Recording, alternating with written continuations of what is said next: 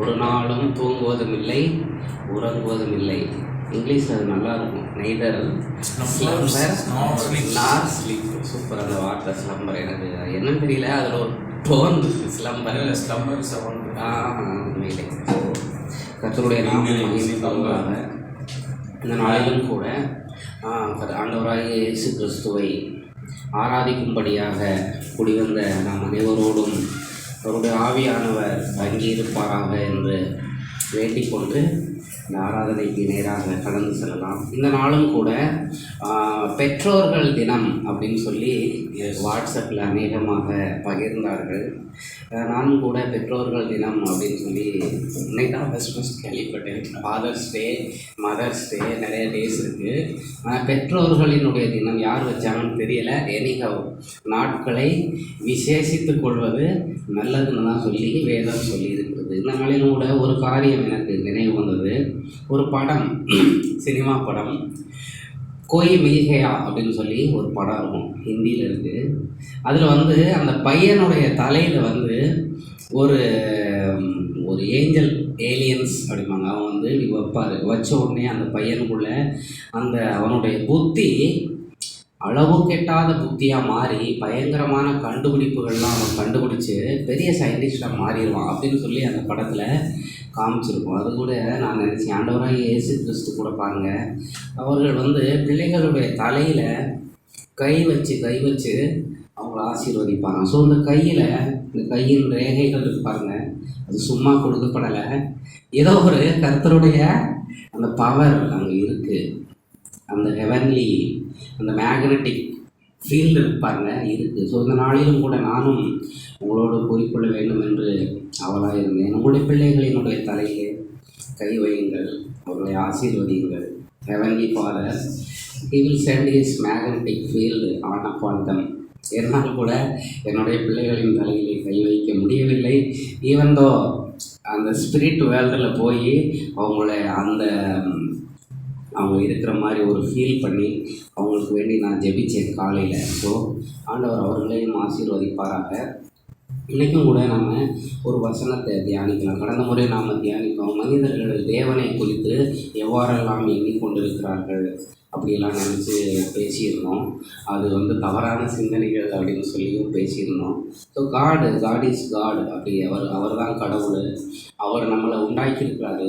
அவரால் என்ன நினைக்கிறாரோ அதை அவரால் செய்ய அவருக்கு உரிமை உண்டு. நாம் போய் கடவுள்கிட்ட போய் ஏன் இந்த மாதிரி நடக்குது, ஏன் இந்த மாதிரி நடக்கலைன்னு சொல்லி கேட்கவே முடியாது.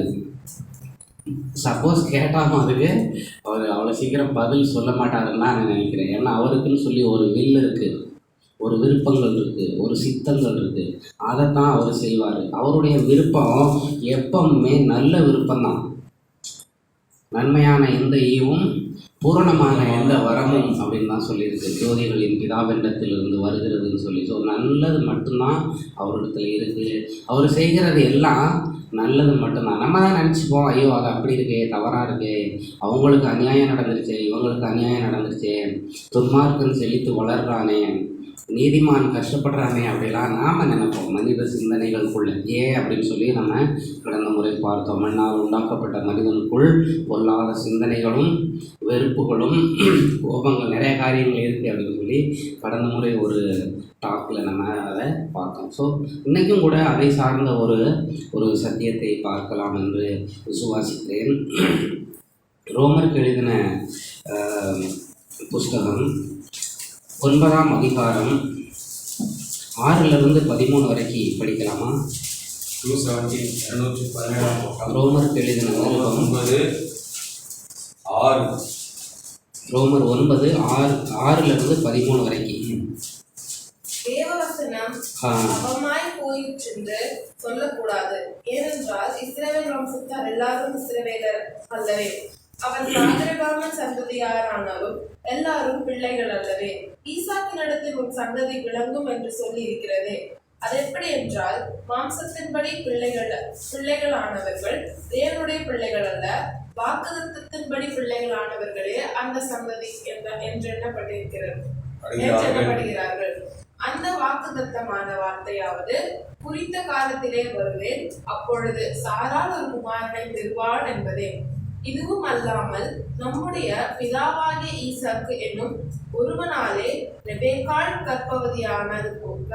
கர்ப்பவதியான போது பிள்ளைகள் இன்னும் பிறவாமலும் நல்வினை தீவினை ஒன்றும் செய்யாமலும் இருக்கையில் தேவனுடைய தெரிந்து கொள்ளுதலின்படி இருக்கிற அவருடைய தீர்மானம் கிரியைகளினாலே நிலை நிற்காமல் அழைக்கிறவர்களாலே நிலை நிற்கும்படிக்கு மூத்தவன் இளையவனுக்கு ஊழியம் செய்வான் என்று அவளுடனே சொல்லப்பட்டது. அப்படியே யாக்கோபை சிநேகித்து ஏசாவை வெறுத்தேன் என்றும் எழுதியிருக்கிறது. ஆமீன், ஆமீன். பாருங்க, தேவன் அவருடைய விருப்பத்தின்படிதான் செய்கிறவராக இருக்கிறாரு அப்படின்னு சொல்லி பார்க்கிறோம். அங்கே ஆபிரகாமின் இடத்தில் ஒரு சந்ததி விளங்கும் அப்படின்னு சொல்லி இருக்கிறாரு.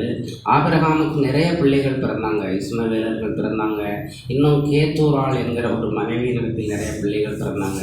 இருந்தாலும் தேவனுடைய விருப்பம் என்ன அப்படின்னு சொன்னால், சாராளினிடத்தில் உன் சந்ததி விளங்கும் அப்படின்னு சொல்லி ஒரு வாக்கு தத்தம் சொல்லியிருக்கிறாரு.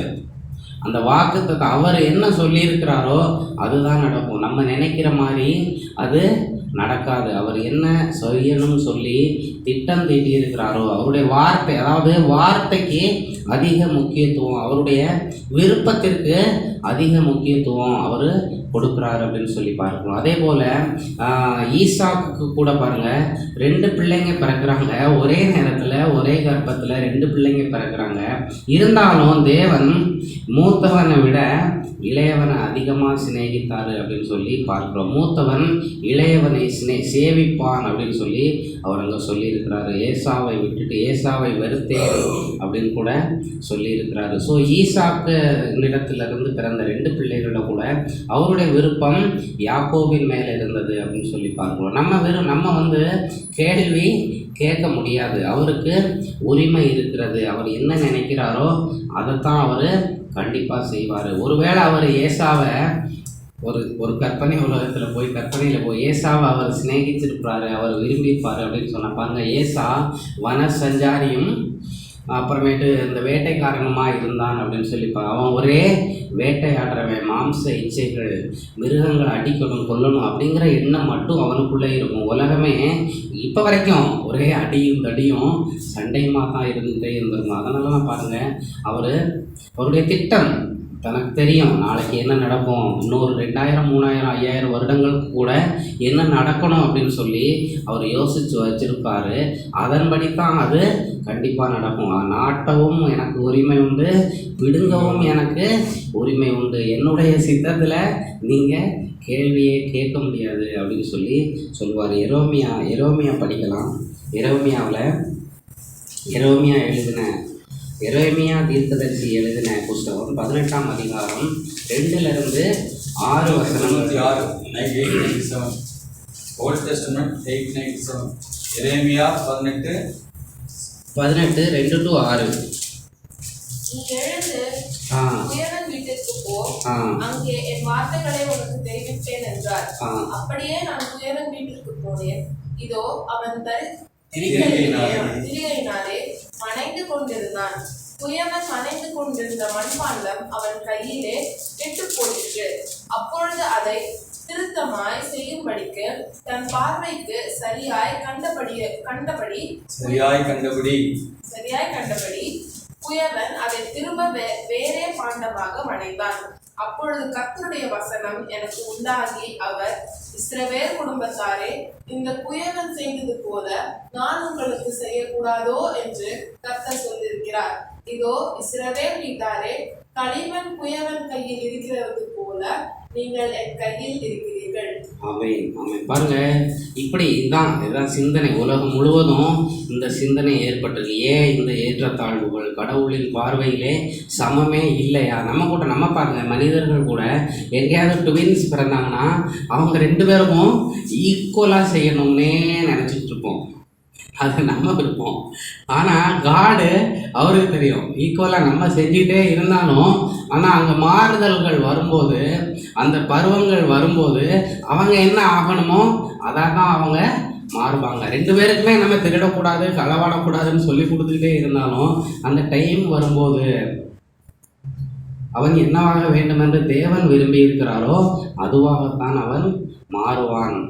ஸோ அது மாதிரி இந்த உலகம் முழுவதுமே ஒரு கேள்வி, ஏன் ஆண்டவரே இப்படி வச்சிருக்கீங்க? ஆபிரகாமின் காலத்தில் எவ்வளவோ பரிசுத்தவான்கள் இருந்தாங்க. பீலையாம் இருந்தார், இன்னும் அநேக தீர்க்கதரிசிகள் தேவ வார்த்தைகளை தேவனோடு சஞ்சரித்து சொல்கிறவங்க நிறைய பேர் இருந்தாங்க. ஆனால் தேவன் பாருங்க, ஆபிரகாமை தான் சூஸ் பண்ணார். அவருக்கு தெரியும், இவன் தான் சரியான மனிதன், என்னுடைய சொல்ல கடைசி வரைக்கும் கேட்கக்கூடிய ஆள் இவன் தான் அப்படின்னு சொல்லி அவனை தான் சூஸ் பண்ணார். நிறைய பேர் நம்ம நினைப்போம் ஆபிரகாம் ஒருத்தன் தான் இருந்தாரா அப்படின்னு. ஆனால் நிறைய பேர் இருந்தாங்க. அந்த நேரத்தில் காடோடு பேசினவங்க வெறும் ஆபிரகாம் மட்டும் கிடையாது, ஏகப்பட்ட பேர் இருந்தாங்க. பிப்ளிக்கலாக அந்த பிலையாம் ஒருத்தர் மட்டும் அங்கே மென்ஷன் பண்ணுறது. இன்னும் எவ்வளோ பேர் இருந்தாங்கன்னு தெரியல. லோத்து அவங்கெல்லாம் கூட பிறந்தவங்க, சமகாலத்தை சேர்ந்தவங்க. இவங்களும் இன்னொன்று அனதர் லொக்கேஷன்களில் வாழ்ந்தவங்க. மெல்கிசேதேக்கு. ஆமாம். ஸோ அந்த மாதிரி யோபுவும் கூட அந்த காலத்தில் இருந்தாங்க. ஆனால் வேறு பிளேஸ்கள் இருந்தாங்க. ஸோ இருந்தாலும் இவர் காட் வந்து ஆபிரகாமை சூஸ் பண்ணார். ஸோ அவருக்குரிய சூஸிங் அத்தாரிட்டி. இந்த மாதிரி இருக்கே, ஒருத்தரை பணக்காரராக வச்சுருக்கிறீரே, ஒருத்தரை ஏழையாக வச்சுருக்கிறீங்களே, ஒருத்தன் வளர்ந்த பில்டிங்கை கட்டுறாங்களே, ஒருத்தன் சின்ன வீட்டிலே இருக்கிறாங்களே, அப்படியெல்லாம் உலகம் முழுக்கும் ஒரு கேள்வி எழும்பினதுனால, அதுவும் இஸ்ரவேலர் குடும்பத்துக்குள்ளே தேவனுடைய பிள்ளைகளுக்கு மத்தியிலே இந்த கேள்வி எழும்பி தேவன் மேலே அதிகமாக கொஸ்டின் கேட்குறாங்க. ஏன் இப்படின்னு சொல்லி. அப்போ தீர்க்கதரிசி மூலமாக பேசுகிறாரு, நீ போய் ஒரு குயவனிடத்துல போ, குயவன் வீட்டுக்கு போ. குயவன்னா என்னன்னு தெரியுமா? நியூ ஜெனரேஷன் பீப்புள்ஸ்க்கு போர்ட்டர் மண்பானைகளை, அந்த கிளியாஞ்செட்ரியெல்லாம் சொல்லுவாங்களா, அதுகள்லாம் தயாரிக்கக்கூடியவங்க. போர்ட்டர் வீட்டுக்கு போ, அவன் என்ன பண்ணுறான்னு கொஞ்ச நேரம் அப்சர்வ் பண்ணு அப்படின்னு சொல்லி சொல்கிறார். அவர் போய் குயவன் வீட்டில் நிற்கிறாரு. அவன் நல்லா பானைகளை செஞ்சுக்கிட்டே இருக்கான். நீங்கள் கூட யூடியூப்பில் பார்க்கலாம், போர்ட்டர்ஸ் ஒர்க் ஷாப் காட்டுவாங்க. திடீர்னு செஞ்சுக்கிட்டே இருப்பான், பிஞ்சுன்னு தூக்கி சைடில் போடுவான், அடுத்த உருண்டை எடுத்து செய்வான். அந்த மாதிரி அவன் பண்ணிகிட்டே இருக்கிறான். நல்ல பாத்திரங்கள்லாம் செஞ்சு வச்சுக்கிட்டே இருக்கான். ஒரு சில பாத்திரங்கள் உடஞ்சி போயிடுது, தூக்கி சைடில் போட்டுருதான். தூக்கி அவன் சைடில், இதில் ஒரு கவனிக்க வேண்டிய முக்கியமான விஷயம் என்ன அப்படின்னா, அவன் தூக்கி போடுறது அவனுடைய எல்லைக்குள்ளே தான் போடுதான். ரொம்ப முக்கியமான வார்த்தை அது. தூரம் வண்டி வெளியே வண்டி போடுறல, அவன் வீட்டை விட்டு இல்லை அவனுடைய அந்த சரௌண்டிங் இருக்கு பாருங்க, அவனுடைய எல்லையை விட்டு வெளியே கொண்டு போடல, அவனுடைய பகுதியில் தான் வைக்கிறான். காலம் நிறைவேறின பொழுதுன்னு சொல்லி கலாத்தியரில் சொல்லியிருப்பாங்க. அந்த மாதிரி அந்த மண்ணுக்குரிய காலம் வரும்போது திரும்படி அந்த மண்ணை எடுத்து அடின்னு அடித்து தண்ணி ஊற்றி பிசைஞ்சு அதை பண்படுத்தி மறுபடியும் அதை ஒரு கணத்திற்குரிய பாத்திரமாக செய்கிறான் அப்படின்னு பார்க்குறோம். ஸோ நம்மளுடைய வாழ்க்கையிலும் கூட ஏன் நமக்குள்ள இவ்வளோ ஏற்றத்தாழ்வுகள் இருக்குது? ஒருத்தர் அதிகமாக படிக்கிறானே, ஒருத்தர் கம்மியாக படிக்கிறானே, அவனுக்கு மட்டும் அடி அதிகமாக விழுது, என்னை அதாவது அவனை அடிக்கவே மாட்டேங்கிறாங்க, என்னை அடிக்கிறாங்க. அவனை திட்டுறாங்க, என்னை திட்டுறாங்க, அவனை திட்ட மாட்டேங்கிறாங்க. அவனுக்கு அதிக பாக்கெட் மணி கொடுக்குறாங்க, எனக்கு குறைய பாக்கெட் மணி கொடுக்குறாங்க. இப்படி ஏற்றத்தாழ்வான சிந்தனைகள் அதிகமாக ஏற்படும் போது காட் சொல்கிறாரு, உன்னைய நான் இன்னும் பெட்டராக உருவாக்க போகிறேன், பி வெயிட், காத்துரு அப்படின்னு சொல்கிறாரு. உன்னைய நான் தூக்கி புறதேசத்தில் போடுறல, அந்நியர்கள் கையில் போடலை. நீ இப்பவும் நீ உடைந்து போனாலும், நீ குறைவானவனாக இருந்தாலும், உன்னை நான் என்னுடைய எல்லையை விட்டு வெளியே போடலை, என்னுடைய பகுதிக்குள்ளேயே உன்னை வைத்திருக்கிறேன். ஏற்ற வேளை வரும்போது உன்னையும் எடுத்து பயன்படுத்துவேன் அப்படின்னு சொல்லி சொல்கிறாரு. அதைத்தான் தீர்க்கதரிசி அங்கே சொல்கிறாரு. குயவன் வீட்டில் போய் பார்த்துட்டு அந்த குயவனுக்கு அந்த மண்ணின் மேலே எப்படி அதிகாரம் இருக்கிறதோ அவனால் நல்ல பாத்திரமாகவும் செய்ய முடியும், நல்லா இல்லாத பாத்திரமாகவும் செய்ய முடியும். அதே போலவே மண்ணால் படைக்கப்பட்ட நமக்கும் பாருங்க, காடு கிளியராக செஞ்சுருக்கிறார். அந்த வார்த்தை எழுதும்போது ஆதியிலே தேவன் வானத்தை பூமி படைச்சிட்டு மனுஷனை மண்ணில் தான் எடுத்து படைச்சிருக்கிறாரு. மண்ணால் செய்யப்பட்ட மண்ணின் மேல் குயவனுக்கு அதிகாரம் இருப்பது போல மண்ணால் செய்யப்பட்ட நமக்கும் அதை செய்தவருக்கு நம்மேல் அதிகாரம் உண்டு. காலங்கள் வரும்போது நாம் நமது ஸ்தானங்களை அடைவோம்.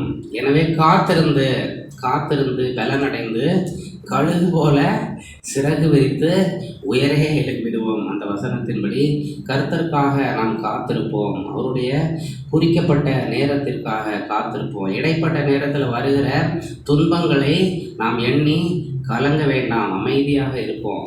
நம்முடைய கர்த்தரின் கரத்துக்குள்ளே தான் இருக்கிறோம். நமக்கு தினந்தோறும் வழங்கப்பட வேண்டிய உணவுகள், சீருடைகள், உடைகள் வழங்கப்பட்டு கொண்டு தான் இருக்கிறது. ஈவன் அந்த மண் அந்த ஓரத்தில் கிடந்தாலும் இடைக்கு போய் அதுக்கு போய் தண்ணி ஊற்றி வைப்பான் அந்த குயவன், சுத்தமாக காஞ்சி போயிடாமல் இருக்கட்டும் அப்படின்னு சொல்லி.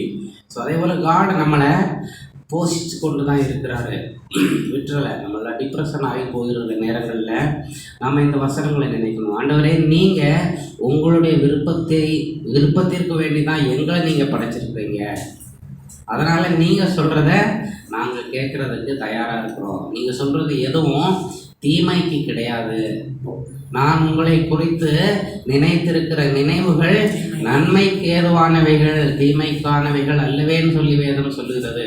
ஸோ நல்லதுக்கு வேண்டி தான் நினச்சிருக்கிறார். நாம் அதற்கு வேண்டி காத்திருக்கும் போது நமக்கு அந்த நன்மையான ஈவுகள், பூரணமான வரங்கள் பிதாவாகிய தேவனிடத்திலிருந்து வந்து சேரும் அப்படின்னு சொல்லி பார்க்கிறோம். ரோமருக்கு எழுதின நிருபம் கடைசியாக 9ஆம் அதிகாரம் 21ஆம் வசனம் படிங்க. 16 ரோமருக்கு எழுதின நிருபம் 9:21. விதிப்பட்ட ஒரே களிமண்ணினாலே குயவன் ஒரு பாத்திரத்தை கனமான காரியத்துக்கும் ஒரு பாத்திரத்தை கனவீனமான காரியத்திற்கும் பண்ணுகிறதற்கு மண்ணின் மேல் அவனுக்கு அதிகாரம் இல்லையோ? தேவன் தமது கோபத்தை காண்பிக்கவும் தமது வல்லமையை தெரிவிக்கவும் தாம் மகிமைக்காக எத்தனமாக்கின கிருபா பாத்திரங்கள் மேல் தம்முடைய மகிமை ஐஸ்வர்யத்தை தெரியப்படுத்தவும் சித்தமாய் அழிவுக்கு எத்தனமாக்கப்பட்ட கோபாக்கினை பாத்திரங்கள் மேல் மிகவும் நீடிய சாந்தத்தோட பொறுமையாக இருந்தாரானால் உனக்கு என்ன? காட் அவருடைய டயத்திற்கு வேண்டி அவர் பொறுமையாக இருந்தால் நமக்கு என்ன அப்படின்னு சொல்லி கேட்குறார். அவருக்கு மண்ணின் மேலே எப்படி குயவனுக்கு உரிமை இருக்கிறதோ அதே போல் நம் மேல் அவருக்கு உரிமை இருக்கிறது. நாம் அவருடைய குறிப்பிட்ட நேரத்திற்காக காத்திருக்கிறவர்களாக காணப்படும் போது காத்திருக்கும் போது நாம் நமக்கு அடைய வேண்டிய பதவிகளையும் உயர்ந்த இடங்களையும் நாம் அடைந்து கொள்ளலாம் என்று ஆண்டவராகிய இயேசு கிறிஸ்துவின் நாமத்தினாலே கூறிக்கொள்கிறேன். கர்த்தர் தாமே இந்த வசனங்கள்